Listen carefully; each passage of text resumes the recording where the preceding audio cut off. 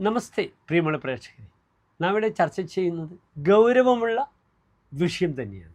നവഗ്രഹങ്ങളിൽ അങ്ങേയറ്റം ശക്തനായ ആദിത്യൻ, ആത്മപ്രഭാവകാരകനായ പിതൃകാരകനായ ഒരു വ്യക്തിയുടെ സർവതോമുഖമായ വ്യക്തിപ്രഭാവത്തെ സ്വാധീനിക്കുന്ന ഗ്രഹം സൂര്യൻ നീചസ്ഥനായി വരികയാണ്. എവിടെയാണ് സൂര്യൻ്റെ നീച ക്ഷേത്രം എന്നെൻ്റെ പ്രിയപ്പെട്ട പ്രേക്ഷകർ അറിയുന്നു? സൂര്യൻ്റെ ഉച്ചക്ഷേത്രം മേടമാകുന്നു. മേടം 10 അത്യുച്ചമാകുന്നു, 10-ാം ഉദയം. സൂര്യൻ്റെ നീചക്ഷേത്രം തുലാമാകുന്നു. തുലാം 10 അതിനീചമാകുന്നു. നമ്മുടെ നാട്ടിൽ തുലാപ്പത്തിന് പിതൃക്കൾക്ക് സന്തോഷിപ്പിക്കുന്ന വലിയ സംഭവം തന്നെയുണ്ട്. പിതൃക്കളുടെ സന്തോഷം കൊടുക്കുക, ഈന്തിൻ്റെ പായസം ഇതൊക്കെ വെച്ച് കൊടുത്ത് പിതൃക്കൾക്ക് സന്തോഷിപ്പിക്കുന്ന അപ്പവും പഴവും ഒക്കെ കൊടുത്ത് പിതൃക്കളെ സന്തോഷിപ്പിക്കുന്ന ഒരു ദിനമാകുന്നു തുലാം 10. ഇതാ ഏതാനും ദിവസങ്ങൾക്കുള്ളിൽ 2025 ഒക്ടോബർ 17-ാം തീയതി, അതായത് 1201 കന്നിമാസം 31-ാം തീയതി വെള്ളിയാഴ്ച ഉച്ചയ്ക്ക് 2 മണിയോടുകൂടി തുലാം രാശിയിലേക്ക് പ്രവേശിക്കുകയാണ്. തൻ്റെ നീചരാശിയിലേക്ക് പ്രവേശിക്കുകയാണ്. എൻ്റെ പ്രിയപ്പെട്ട പ്രേക്ഷകർക്ക്, മേടം മുതൽ മീനം വരെയുള്ള പ്രേക്ഷകർക്ക് ഈ സൂര്യൻ്റെ ചരവശാലുള്ള നീചരാശിയിലേക്കുള്ള മാറ്റം എപ്രകാരമാണ് ശുഭാശുഭ ഫലങ്ങളെ പ്രദാനം ചെയ്യുക എന്ന വിഷയമാണ് നാം ഇവിടെ ചർച്ച ചെയ്യുന്നത്. ഞാൻ ആദ്യം പറഞ്ഞു, സൂര്യൻ ആത്മപ്രഭാവമാണ്, വ്യക്തിത്വമാണ്, ഒരാളുടെ പേഴ്സണാലിറ്റിയുടെ പൂർണ്ണതയാണ്, തൻ്റെ പിതാവാണ്. താതസ് ആത്മപ്രഭാവോ ദ്യുമണിഹി, അച്ഛനും തൻ്റെ ആത്മപ്രഭാവവുമാകുന്നു സൂര്യൻ. ചന്ദ്രൻ അമ്മയും മനസ്സുമാണ്. ആത്മപ്രഭാവകാരകനായ സൂര്യൻ ബലവാനാണെങ്കിൽ ഒരാൾക്ക് തൻ്റെ പ്രഭാവത്തെ ഇംപ്ലിമെൻ്റ് ചെയ്യുവാനുള്ള കരുത്തുണ്ടാകും. ആ കരുത്ത് നഷ്ടപ്പെടുന്ന ഒരു മാസമാണ് നമ്മുടെ മുന്നിലുള്ളത്. വളരെ സൂക്ഷ്മമായി നമുക്ക് ചിന്തിക്കണം. ഓരോ രാശിക്കാർക്കും എപ്രകാരമാണ് സൂര്യൻ്റെ തുലാരാശിയിലേക്കുള്ള മാറ്റം അനുകൂലം അല്ലെങ്കിൽ പ്രതികൂലമായി വരുന്നത് എന്ന വിഷയം. എല്ലാ പ്രിയപ്പെട്ട പ്രേക്ഷകർക്കും ഡോക്ടർ മാരാർജി എന്ന നമ്മുടെ യൂട്യൂബ് ചാനലിലേക്ക് സ്വാഗതം.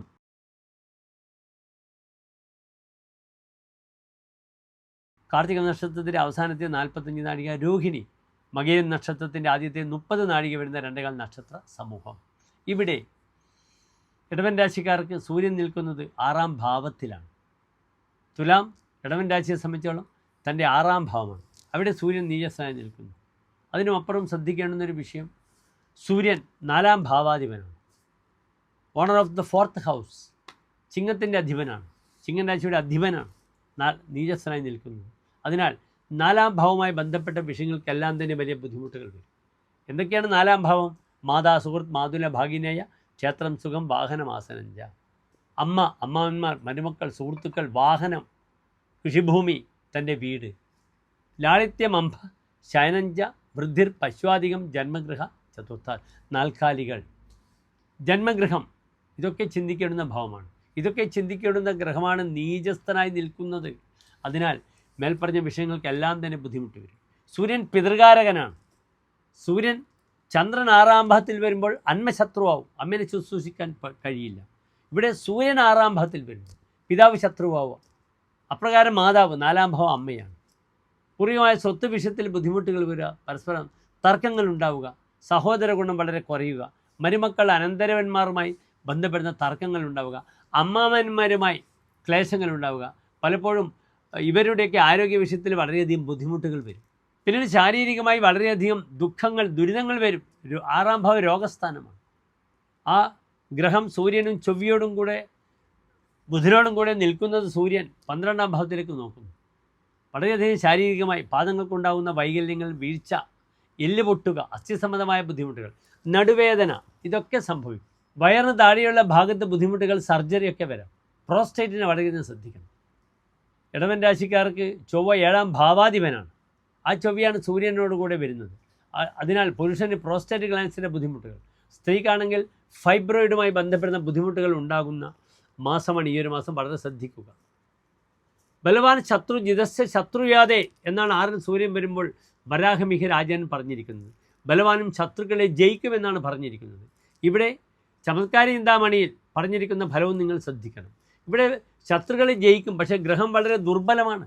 6-ാം ഭാവത്തിൽ ശക്തനായ സൂര്യനാണെങ്കിൽ ഈ ഫലമൊക്കെ പറഞ്ഞിരിക്കുന്നത്. ഇവിടെ പലപ്പോഴും ശത്രുക്കളാവുക തൻ്റെ സ്വന്തം ആളുകളാണ്. 4-ാം ഭാവാധിപത്യമുള്ളതാണ്. അതിനും അപ്പുറം ശ്രദ്ധിക്കണം. രേഖാകാരകനായ ബുധനാണ് 6 നിൽക്കുന്നത്. രജിസ്ട്രേഷൻ, പ്രമാണങ്ങളുമായി ബന്ധപ്പെടുന്ന വിഷയങ്ങൾ, പല രേഖാപരമായ വിഷയത്തിലും പല തടസ്സങ്ങളും തർക്കങ്ങളും വരിക, പൂർവികമായ സ്വത്ത് നഷ്ടപ്പെടുക, സ്വത്ത് വിൽക്കാൻ തയ്യാറാകുമ്പോൾ എല്ലാവരും കൂടി അതിന് 100 കണക്കിനുള്ള പ്രയാസങ്ങളും പ്രശ്നങ്ങളും ഉന്നയിക്കുക, എന്നിട്ട് വിൽപ്പനയ്ക്ക് ബുദ്ധിമുട്ടുകൾ വരും. 4-ാം ഭാവാധിപൻ നീചസ്ഥനായി നിൽക്കുമ്പോഴുള്ള ഫലം, നീചഗ്രഹ അധപ്പതൻ. സ്വത്ത് വിൽക്കുന്നവർക്ക് നല്ല സമയമാണ്, പക്ഷെ അവിടേക്ക് രേഖാപരമായ തർക്കങ്ങളില്ലാതെ ശ്രദ്ധിക്കുക. പൂർവികമായ ധർമ്മദൈവങ്ങളെ പരിരക്ഷിക്കണം. നിർബന്ധമായും ധർമ്മദൈവ സങ്കേതങ്ങളിൽ വിളക്ക്, മാല, പായസം. വെള്ളിയാഴ്ചയാണ് എന്ത് വരുന്നത്? സംക്രമം, സൂര്യൻ സംക്രമിക്കുന്നത്. അത് വൈകിട്ട് ഉച്ചയ്ക്ക് 2 മണിക്കാണ്. അന്ന് കാലത്ത് തന്നെ പോവുക.